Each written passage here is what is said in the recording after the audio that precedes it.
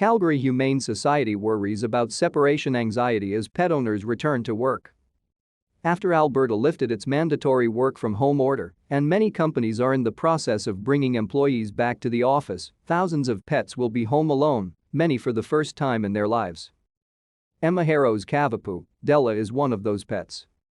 "All she's ever known is me being home with her," said Harrow. "So it's going to be a bit of a transition for when I start going back to work." But next Monday, Harrow is returning to her office in downtown Calgary, which means for the first time in her life, Della will be alone for the whole day, several times a week. To stay up to date with latest top stories, make sure to subscribe to this YouTube channel by clicking the button above this video. There's a number of things on my mind about going back to the office. But certainly Della is one of them, said Harrow. "I want to make sure that she's happy and taken care of and that she doesn't sort of suffer from this big change in our life."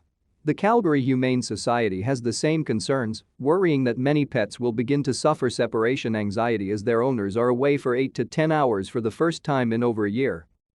"We have seen a lot of animals get adopted during the pandemic," said Anna Lee Reeb, Community Support and Engagement Manager for the Calgary Humane Society. "Particularly in dogs, we're worried about seeing a lot of separation anxiety now that people will be going back to the office, back to work."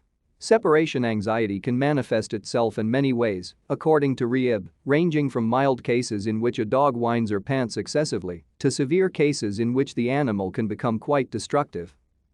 Dogs might start displaying some behaviors that are difficult to manage. It'll be challenging for their new owners then as a result, with life getting busier and spending more time outside of the home, that does end up in a surrender, said Reeb. Just because they don't have the skills or the resources to manage those behaviors.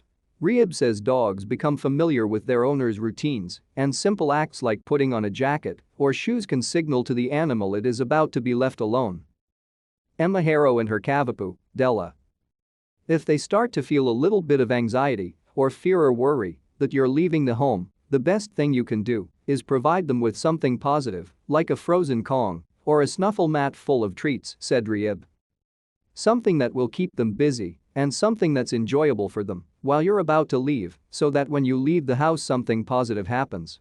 Hannah Daigle, owner of 3 of Hounds Dog Training, recommends crate training dogs when they are young and ensuring they spend time alone, away from their human companions first in small doses then for longer periods.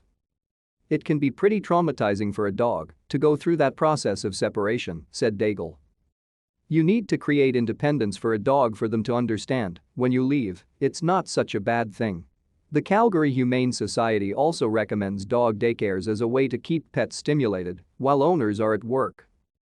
Nakakta Phonos manages Central Bark Doggy Daycare in Sunalta and says dog daycares like hers are already starting to fill up as the exodus to the office is underway. "A lot of people are heading back to work. So now, they have this puppy that has been keeping them company for this entire time, and they need to try and figure out a way to transition them into a better relationship with other dogs or new experiences. It can be pretty overwhelming for the puppy," said Phonos. Allowing that extra structure, extra calm, peace time during their days when they're at a doggy daycare can really support them in creating a positive association to a new place for them. Phonos recommends pet owners put their animal in a daycare setting for a maximum of 3 days a week. If you can, try and keep that more consistent. The reason being, habits create structure and structure creates a calm and positive life for the puppy. Because then they know what to expect. Reeb also recommends leaving music playing to help calm anxious pets. She says different animals will prefer different tunes, but notes the Calgary Humane Society plays classical music to the dogs and cats at shelters and says it works to soothe the animal's anxiety. Reeb says pet owners should be on the lookout for signs of separation anxiety ahead of returning to work full-time so they can take action before the problem grows.